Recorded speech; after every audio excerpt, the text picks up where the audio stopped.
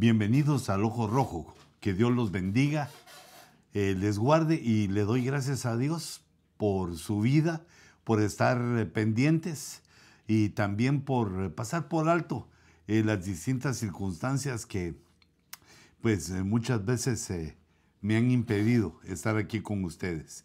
Y también gracias al pastor Álvaro y bueno, a los que me han ayudado para que ustedes no se queden sin el programa. Y aquí estoy de nuevo queriendo comunicarles algunas de las cosas que pues he estado estudiando y que quisiera compartirles. Porque tenemos un vistazo, una visión que más o menos hablamos anteriormente con el umbral. El salto en el umbral le puse yo porque aquellos que saltaban en el umbral porque Dagón había caído ahí postrado ante el arca del pacto, ante el Señor, entonces no pisaban el umbral. Pero eso me quería referir a la entrada gloriosa que Dios nos permite hacer por la puerta del tiempo a un nuevo ciclo del 2021. Y hemos escuchado y recibido y disfrutado con gozo la proclama apostólica del 2021, que es el año de la recuperación. Y hay otras fuentes, otras bases donde podemos atisbar un poquito en el futuro, podemos atisbar que nos dice la palabra, nos da una visión, como dijo el apóstol Pedro, que este asunto de lo profético, lo que Dios nos da, este regalo profético, que tenemos que ir discerniendo con cuidado las cosas que son posibles y las que no, donde nos salimos de esa línea tan delicada que hay en la escatología, una línea muy delicada que nos puede pasar ya a las fronteras permitidas por Dios, hasta donde Dios nos está permitiendo y donde ya viene el engaño, el error, la herejía, las cosas que no son correctas, todo basado en la palabra. Pero y yo quisiera atisbar un poquito con ustedes también en lo que nos enseñan o en lo que nos comparten los hebreos, ya que con ellos pues de alguna manera, aunque no nos queremos hacer hebreos, nosotros somos cristianos, somos hebreos espirituales, no tenemos la ley como ellos, sino que la ley para nosotros es el manifiesto de Dios, la enseñanza de Dios. Pero no quisiera discutir de eso, sino que solo entender que sí hay cosas que podemos extraer de ellos y que pues yo quisiera compartirles, porque son cosas que Dios les reveló, que Dios se las dio y los dejó a ellos como depositarios, los dejó como guardianes de aquella revelación que Dios dejó en el antiguo pacto. Y hermanos, lo han hecho bien. Claro que siempre hay personas que se tuercen, ya sean gentiles o hebreos.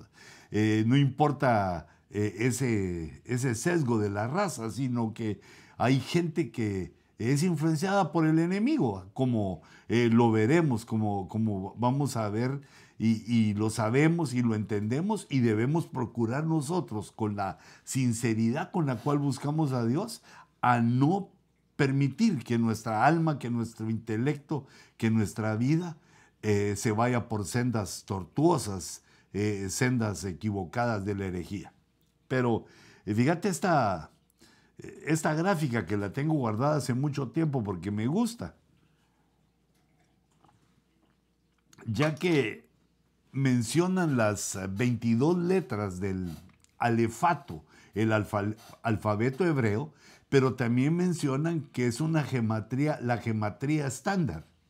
La gematría es aquel mensaje que podemos obtener por medio de las palabras, porque las letras tienen un valor numérico. En el alefato hebreo, bueno, es una repetición porque alefato se refiere al alfabeto hebreo, la palabra hebreo, y ahí va de más. Cada letra en este alfabeto tiene un valor numérico.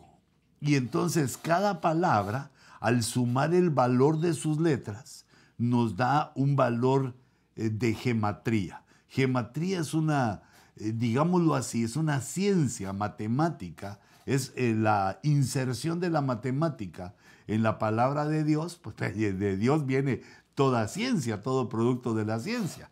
Entonces lo que conocemos o lo poco que conocemos de la matemática, que es lo elemental prácticamente, puede ser insertado acá, puede ser metido en estas letras o en estas palabras y tener en cada palabra un valor numérico, que es a lo que se refiere la gematría. Pero además nos da un orden, si ustedes se dan cuenta que de derecha a izquierda comienza con la letra Aleph,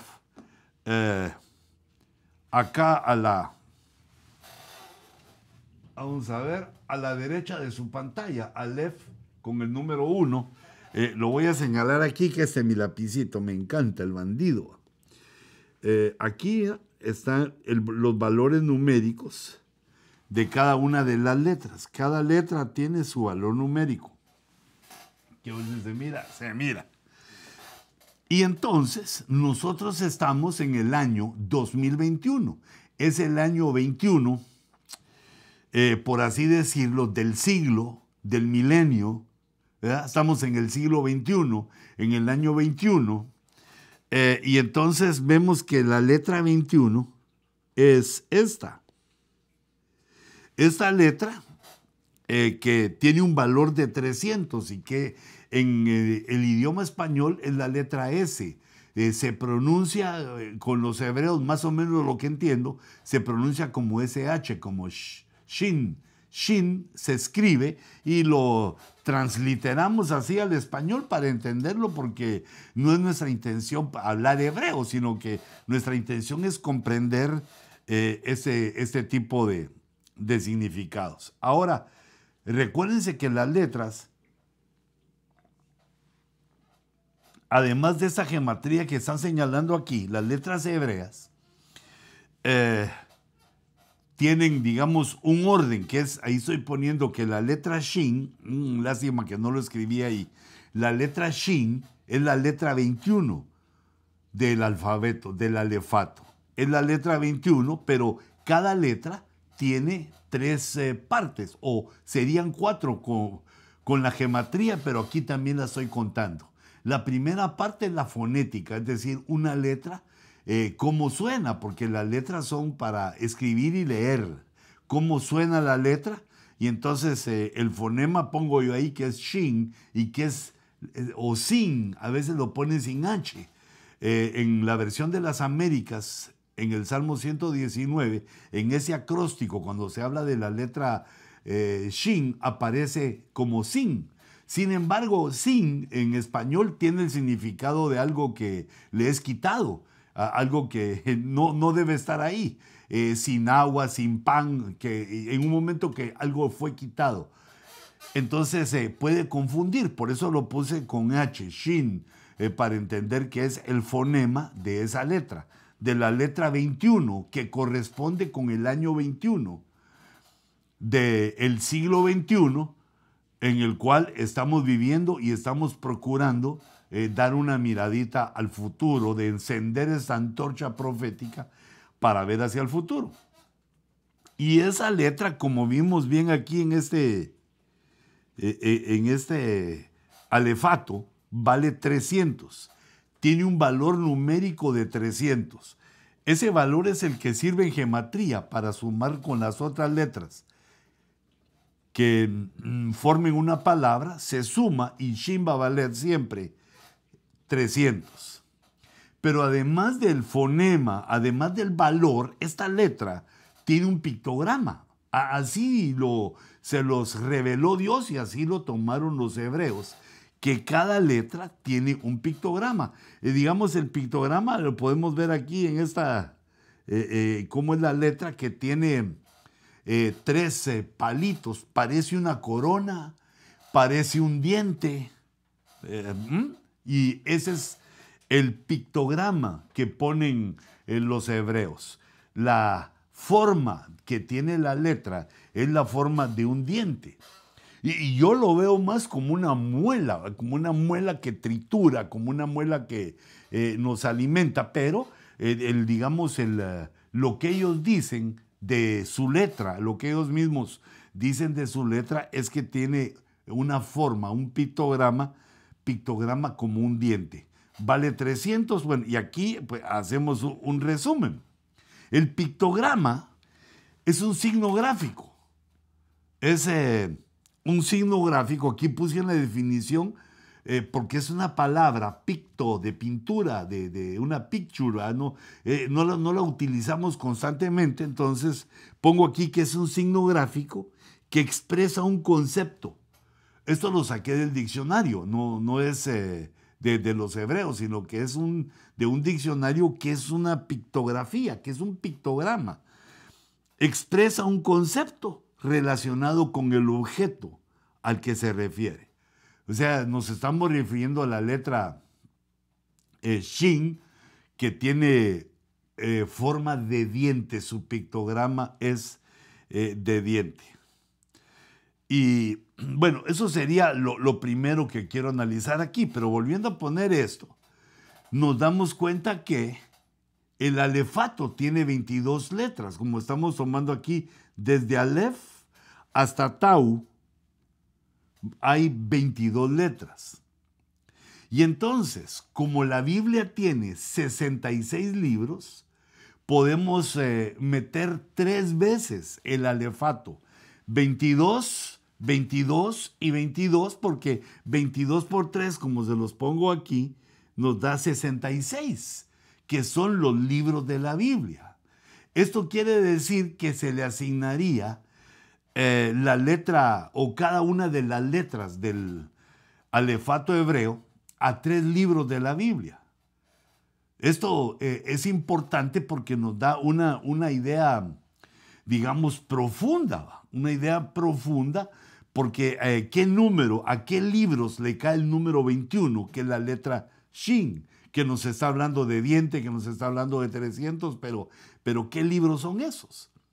Y entonces esta explicación que pues casi año con año la damos, la quiero compartir con ustedes porque esto le va cayendo uno poco a poco, se va ampliando y el entendimiento lo va tomando, lo va haciendo parte de nosotros. Digamos, lo que se trata aquí es de establecer una ruta al reino de los cielos, una ruta a la salvación, una ruta al plan que hizo Dios de salvación para los adanes, para nosotros.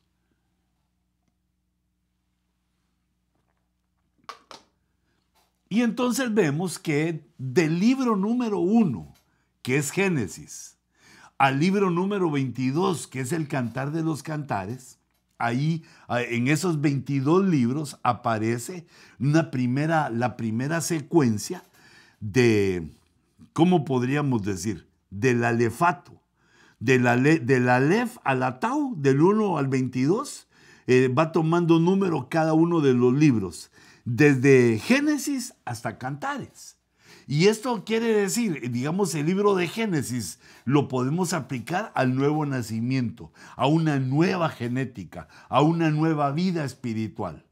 Quiere decir que de Génesis a Cantares, la ruta de la iglesia en esa primera secuencia de letras del alefato nos habla del nuevo nacimiento, que el cristiano, vamos, del nuevo nacimiento hasta el Cantar de los Cantares, que habla del amor de la esposa por su esposo, es decir, del amor de la iglesia por Cristo y también el amor de Cristo por la iglesia, de ese enamoramiento. Entonces aquí pongo que esa primera secuencia de 22 letras nos va hablando, nos da un mensaje del 1 al 22, de Génesis a Cantares, que la primera fase de nuestra ruta es ir del nuevo nacimiento hasta enamorarnos totalmente, plenamente de Cristo, porque Él nos amó primero.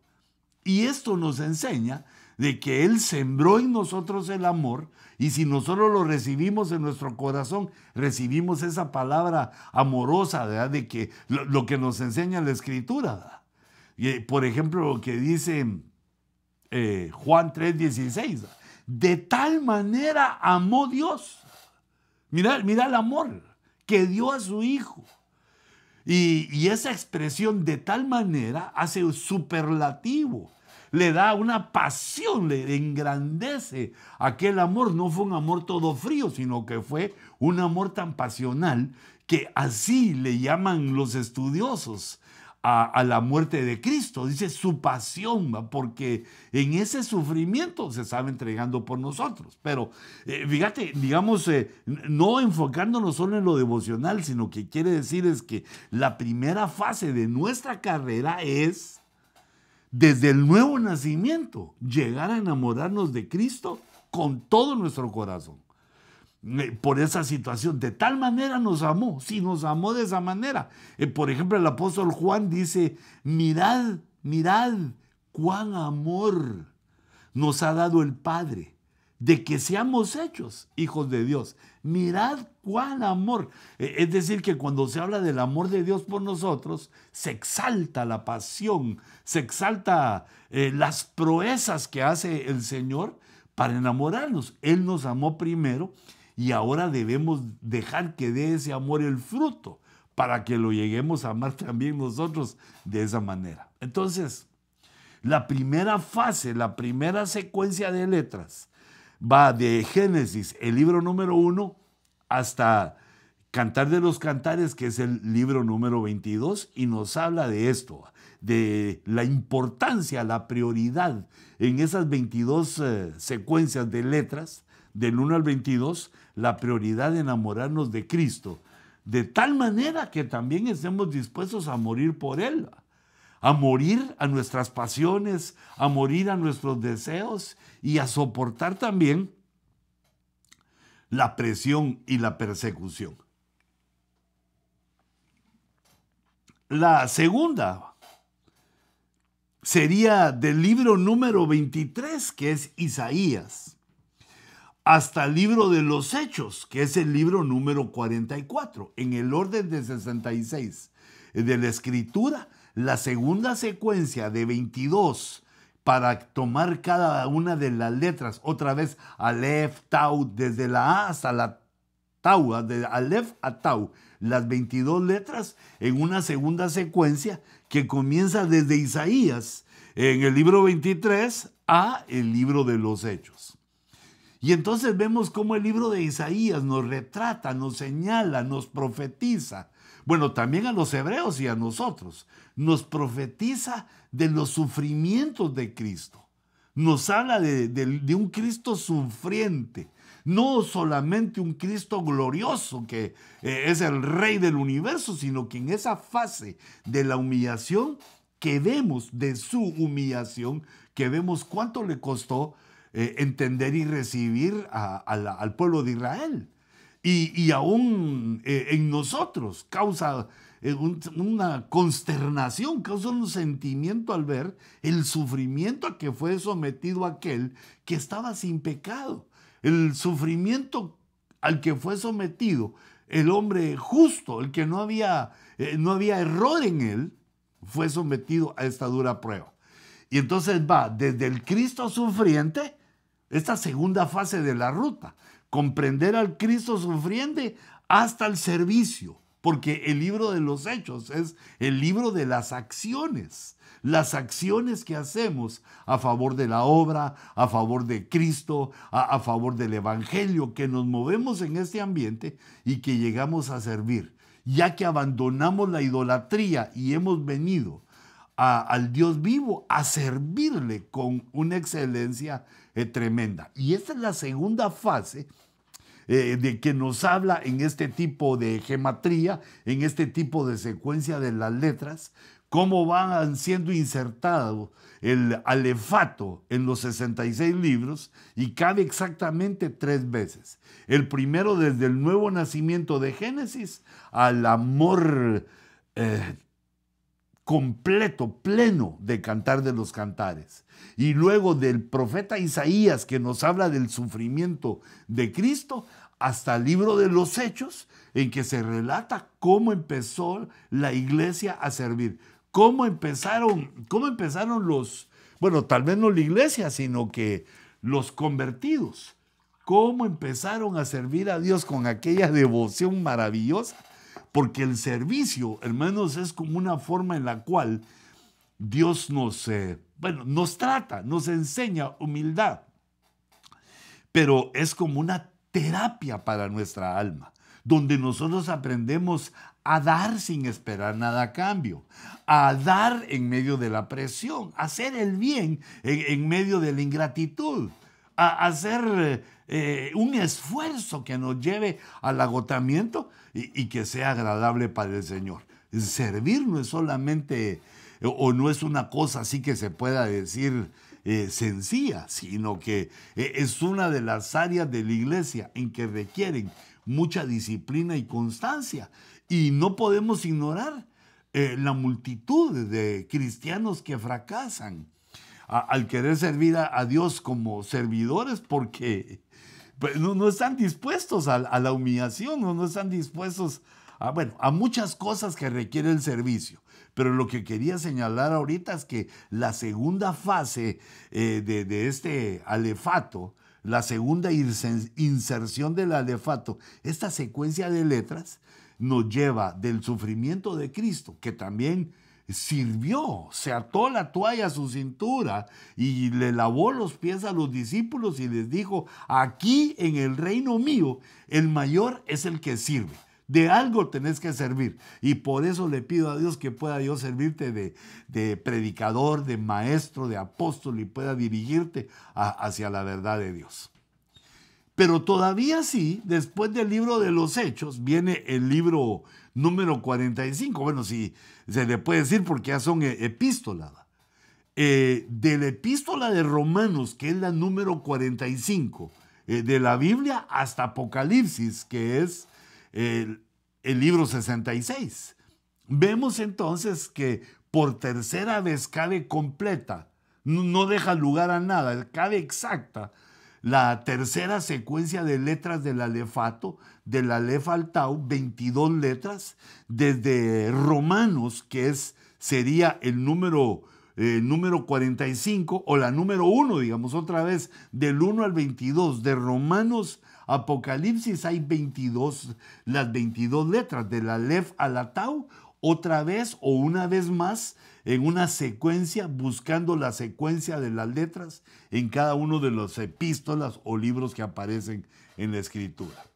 Entonces, el libro de Romanos le llaman la métrica del Evangelio. Es la primera de las epístolas de Pablo que aparecen en el orden y que las consagra, las dedica Pablo a los romanos,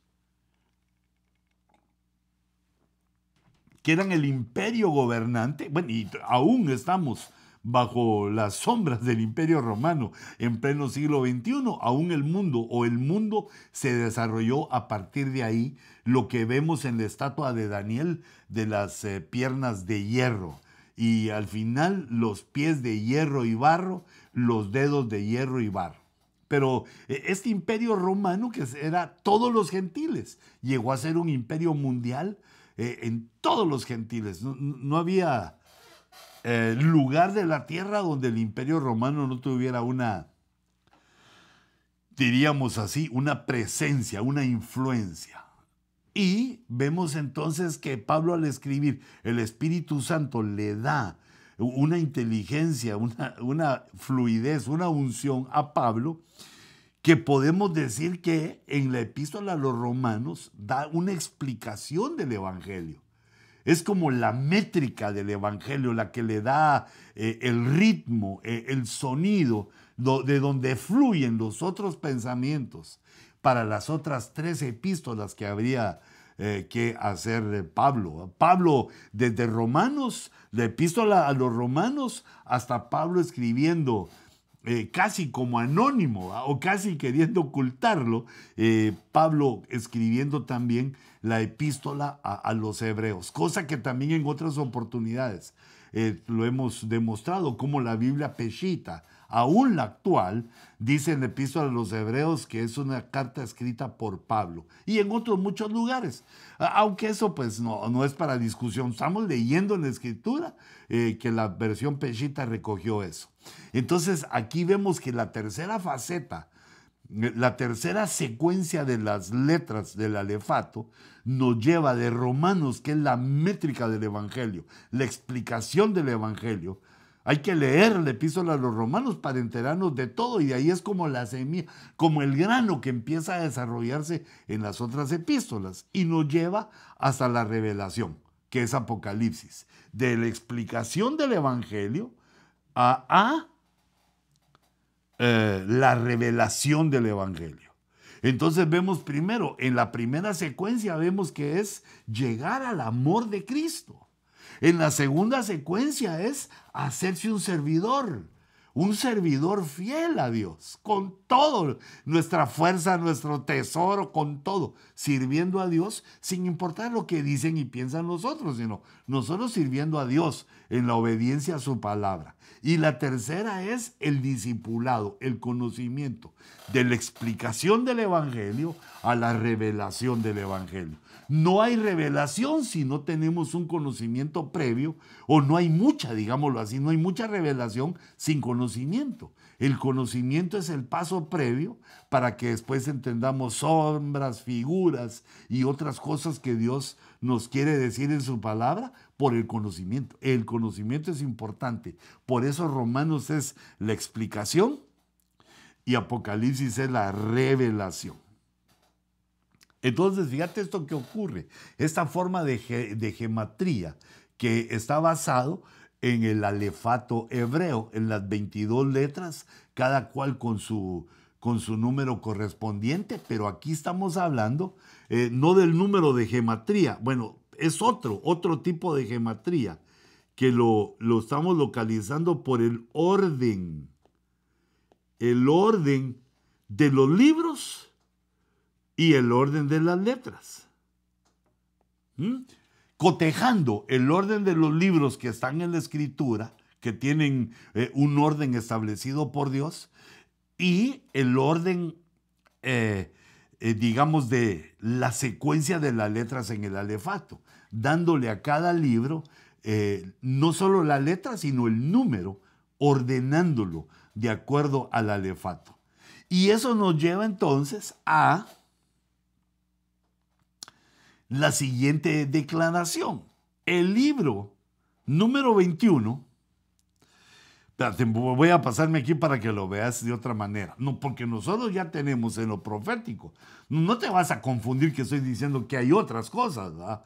O que en lugar de la recuperación es nuestro sentimiento profético para el 2021, proclamado por nuestro apóstol. Cafecito bueno.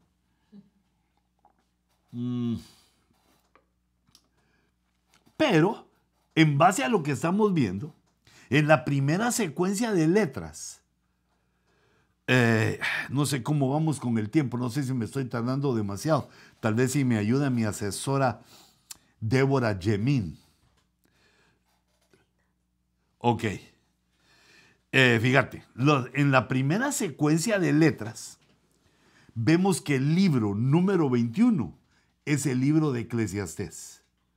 Contando de Génesis a Cantares, Cantares es el 22, entonces el 21 es el libro antes, que es Eclesiastés. Luego, si volvemos a contar en otra secuencia de 22, desde Isaías al libro de los Hechos, hay otros 22. Pero nosotros estamos buscando el libro número 21, es el Evangelio de Juan, el libro 21. Y después de los Hechos, desde Romanos hasta Apocalipsis, el libro número 21 es, el 22 es Apocalipsis, entonces el número anterior, o el libro, no el número, el libro anterior es Judas, el apóstol Judas, en su aparentemente corta epístola y única, es decir, corta porque solo tiene un capítulo, y única porque solo esa escribió el apóstol Judas. Entonces tenemos 3 libros de referencia que nos están dando una mirada a lo que viene en el 21, que está relacionado con el número 21, y que es el libro de Eclesiastés, el Evangelio de Juan y la epístola del apóstol Judas. 3, como son 3 veces las que cabe el alefato en los 66 libros de la Biblia, entonces tenemos 3 con el número 21. Y entonces podemos ver que el libro de Eclesiastés nos habla de la vanidad de la vida. Nos habla de las cosas que suceden bajo el sol, cuando no hay revelación, cuando no hay conocimiento de Dios. Nos habla mucho de eso. Ay.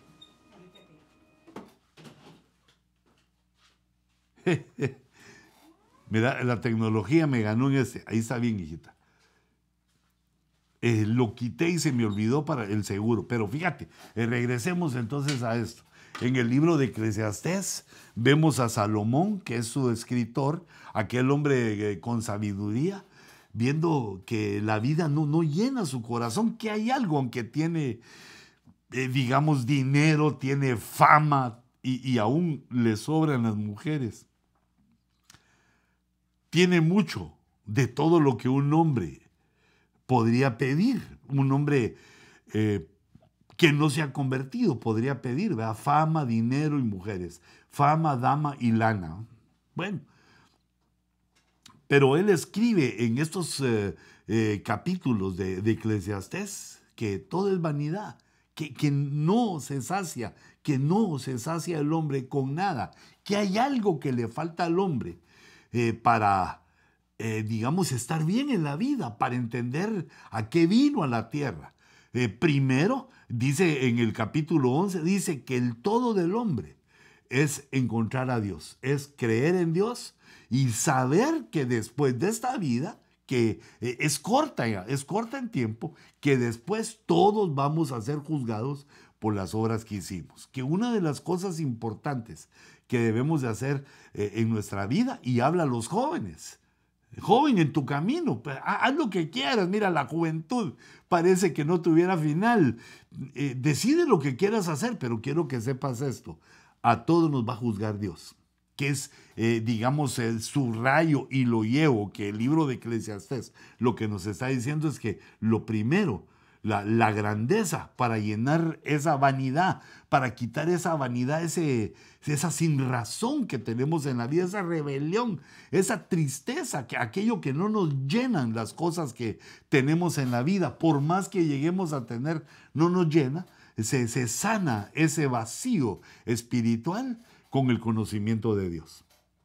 Esa es una de las cosas. Y otra de las cosas, digamos, queriendo resumir, ¿verdad? Que en la vanidad de la vida, dice Salomón, el hombre experto en mujeres, porque llegó a tener 1000, dice que lo mejor que puede hacer el hombre, solo que Salomón aconseja y no lo hace, ¿verdad?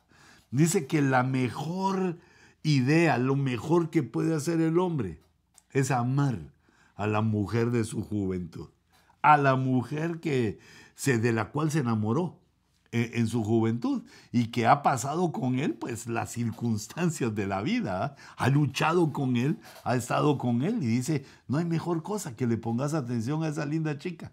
Las otras puede ser que algo quieran, no te va a ir bien. Ponele atención a esa mujer y disfruta tu vida con ella. Ese es el segundo consejo, porque fíjate, estoy tomando la visión espiritual. Conoce a Dios porque nos van a juzgar. Busca a Dios porque nos van a juzgar. Temele, porque en ese juicio los abogados no pueden hacer chanchullo. No pueden hacer lo que quieran. Segundo lugar, la familia. Tu esposa, aunque tengas problemas con ella, tu esposa es la visión, porque eso es lo que tenemos bajo el sol. Y el tercer punto dice que no hay mejor cosa que disfrutes de tu trabajo. Es decir, que vayas a hacer, no importa lo que hagas, no importa cuál sea tu trabajo, que lo hagas con diligencia, que lo hagas con ganas y que disfrutes del fruto de tu trabajo, de lo que te provoca el trabajo.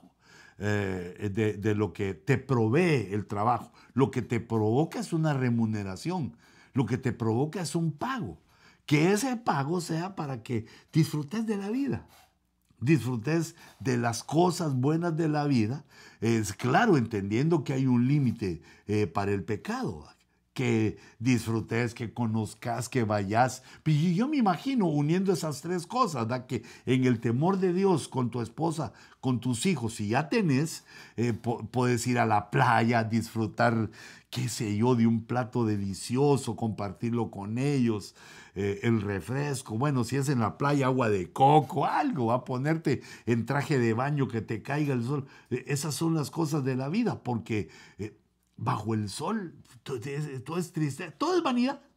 Nada de lo que uno hace, porque al sobrevenirnos la muerte, lo que hicimos se acaba. Y lo que hicimos en la tierra, ¿para quién será? Entonces toma un punto que a algunos les parece, o toma una perspectiva, Salomón, que a algunos les parece pesimista. Sin embargo, creo que es un pensamiento demasiado carnal. Digo demasiado, porque el punto de vista de Salomón es una verdad en cuanto a la realidad de la existencia que vivimos. No la existencia, no la realidad espiritual, sino que la realidad material tiene esas características. Tiene las características que él menciona que, bueno, por eso es, el libro 21 nos habla de la vanidad de la vida. Este año 2021, fíjate, hay que recuperar entonces el temor de Jehová, el temor de Dios, viviendo de acuerdo al pensamiento de que el bimá de Cristo se acerca, el rapto viene y tenemos que entregar cuentas de lo que hicimos. Recordate esto que repito mucho, Dios no lo puedes engañar, ni yo, nadie. No puede ser Dios burlado. Entonces nos habla que bajo el sol, en este año 2021 debemos recordarnos de la vanidad de la vida y disfrutar de nuestro trabajo, bueno, pero dije primero de nuestra familia, de la esposa y de los hijos y también de nuestro trabajo.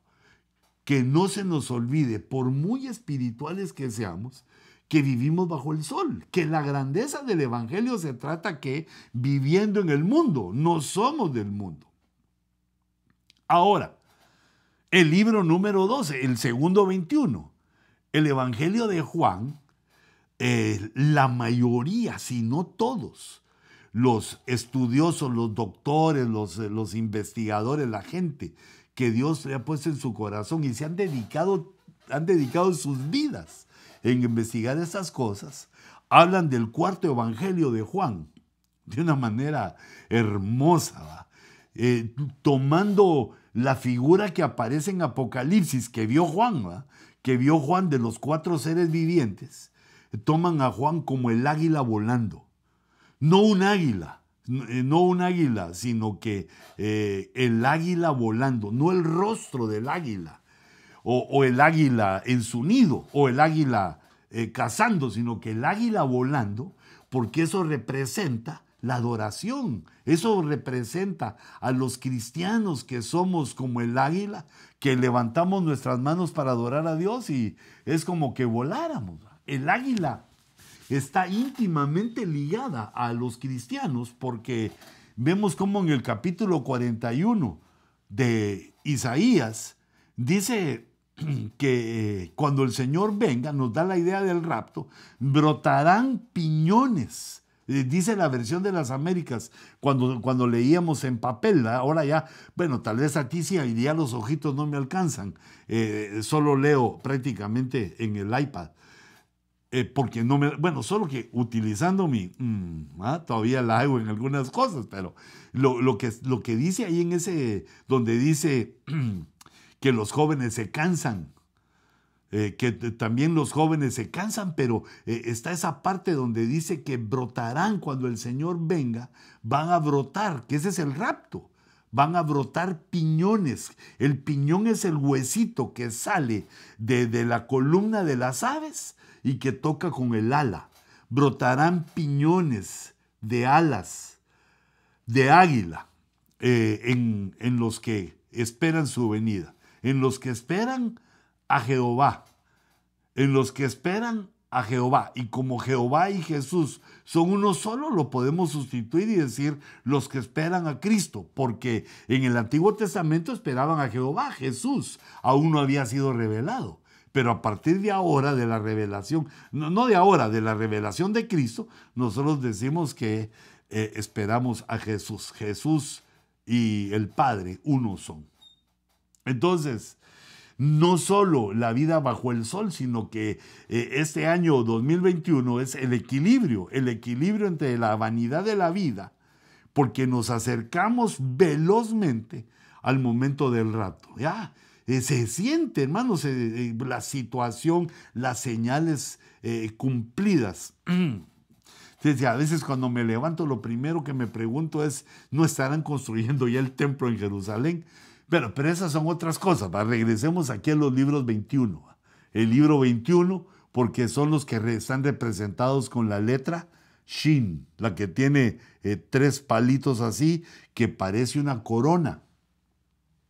Porque eso nos está diciendo que se acerca el tiempo de la coronación de la iglesia. Y el libro de Judas, que es el otro 21, que podíamos hablar más cosas de Juan. Podríamos seguir viendo a Juan en la grandeza de la revelación que Dios le dio al escribir su evangelio. Y fíjate, una de las cosas tremendas, digamos, del evangelio de Juan, que es diferente a los otros 3. Mateo, Marcos y Lucas son algo similares, aunque todos son diferentes. Pero digamos, Juan tiene una diferencia de los otros 4 portentosa. Juan no puso parábolas. Fíjate. Por ejemplo, Mateo describió las 14 parábolas de Jesús donde habla del reino de los cielos. Solo Mateo tomó ese rema de esas 14 parábolas del reino de los cielos. Pero Juan no tomó ninguna, no tomó parábolas. O sea, son diferencias porque la suma de los 4 evangelios nos da la visión de Cristo como un ser viviente. La visión de que Mateo es el león, el rey, el león de la tribu de Judá. Que Marcos es el siervo sufriente, el que sirve. Lucas es el hombre. Es decir, Marcos es el becerro, Lucas es el hombre y Juan es el águila volando. Y en esta tercera secuencia de la inserción que hicimos del alefato en los 66 libros de la Biblia, encontramos como número 21 en esa tercera faceta del alefato, la tercera vez que lo insertamos, el número 21 cae en la epístola de Judas. Y Judas, este Judas es cómo hace Dios que sustituye al Judas que fracasó y que se ahorcó, que cayó. Judas es Judas caído, el apóstol caído, y ese es el Judas Iscariote, y viene Judas, el hermano del Señor, porque la palabra Judas viene de Judá, del hebreo Judá, que significa alabanza. Y esa es la alabanza antes de la revelación de Jesucristo. Es la alabanza en los niveles de alabanza a los que llega la iglesia antes de que venga el Señor Jesucristo. Pero ese es el nombre de la epístola. La epístola 21 tiene el nombre de los alabadores, porque la iglesia termina su ruta en medio de la tierra, bajo el sol, termina con una adoración profunda, porque eso es lo que busca Dios, adoradores. El Padre busca adoradores que le adoren en espíritu y en verdad. Y entonces nuestras reuniones, los cultos presenciales que tenemos deben ser para ejercitarnos en la adoración. ¿Y cómo se ejercita un pueblo? ¿Cómo se ejercita una congregación en la adoración? Pues adorando a Dios, adorando y siendo llenos del Espíritu, vamos aprendiendo más y más.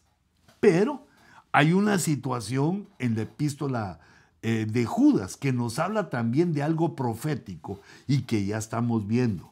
La censura y la pérdida de la libertad de expresión, la pérdida de libertades, la tendencia a la socialización de la humanidad para el nuevo orden mundial, nos habla de una bueno, del nuevo orden mundial, pero nos habla de una persecución.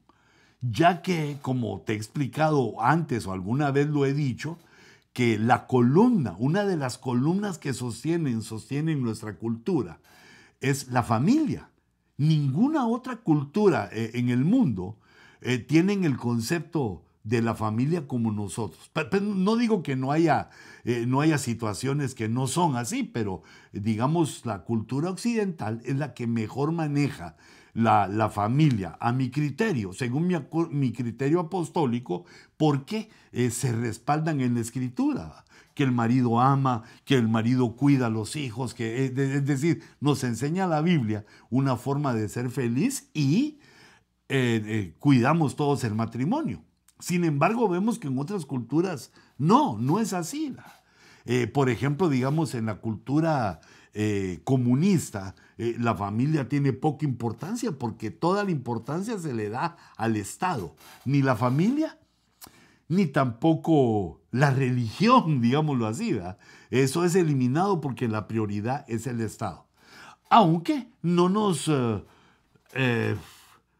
ponemos en pie de guerra porque leemos en la Escritura cómo el nuevo orden mundial llega a ser socialista, donde dice en Apocalipsis 13:18, dice que en ese nuevo orden mundial no se va a poder comprar ni vender a menos que se tenga la marca. La marca en la cual nos están acostumbrando, están dándonos un preludio, nos están, digamos, acostumbrando con la vacuna que se requiere ahora para el COVID-19, que creo que tenemos que hablar de ella también en específico. Y entonces me refería a esto, a la situación que se viene, que se empieza a dar y que es contraria a la familia. Por eso es de que, digamos, el nuevo orden mundial está de acuerdo con el homosexualismo, está de acuerdo con el matrimonio de cualquier sexo. Están de acuerdo por eso, porque eso va en destrucción de la familia. Están de acuerdo con que los niños puedan decidir a una corta edad un cambio de sexo y que el gobierno paga. Los impuestos de la gente de ese país paga. Bueno, creo que eso solo en Estados Unidos se puede dar, por la grandeza material que Dios le ha dado. Pero así muchas situaciones que van contra los hijos, el que un hijo pueda pedir auxilio a la policía si considera que no está siendo bien tratado por sus padres. Aunque sí deben haber casos que es necesario eso, pero llegamos ya a un extremo en el cual se quitó la rienda de los hijos a los padres y lo toma el Estado permisivo, el Estado que les da permiso a todo y llega a ser un desastre para la familia. Entonces vemos que las dos columnas son la familia y la iglesia. Y por lo tanto debemos entender que la censura, la pérdida de la libertad y la mentira, que se ha quitado la verdad y se ha puesto la mentira, que eso está íntimamente ligado al homosexualismo según Romanos en el capítulo 1, y no solo a eso, sino a la idolatría. Este cambio en el pensamiento sino de toda la humanidad, gran parte de la humanidad, nos habla de los primeros versos, o nos habla Judas de lo que debemos hacer en los primeros versos. Defender ardientemente nuestra fe. No el sistema, no otra cosa. Lo que debemos defender es nuestra fe, nuestra santísima fe. Aleluya.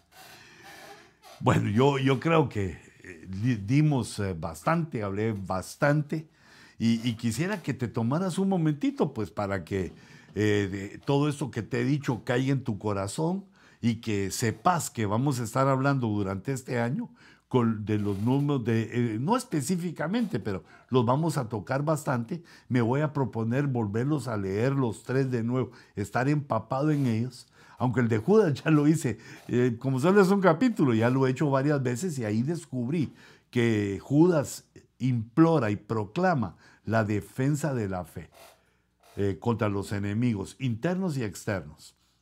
Y entonces son los 3 libros principales que les debemos dar énfasis en este año.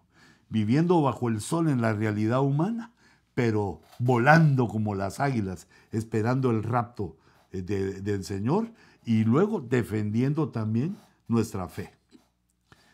Así que adelante, hijitos, en estos tiempos peligrosos pero emocionantes, en los cuales Dios nos va a dar el privilegio de mostrar nuestra fidelidad, nuestra fe, y de testificar delante de los crédulos y de los incrédulos la grandeza de nuestro Señor Jesucristo. Padre, en el nombre de Jesús, bendigo,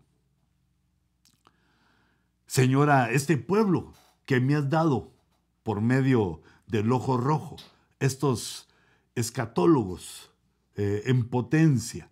Te ruego, Señor, que abras nuestra mente, que abras nuestro corazón y nos des esa fuerza de perseverancia para que en medio de las luchas y de las pruebas nosotros sigamos siempre hacia adelante.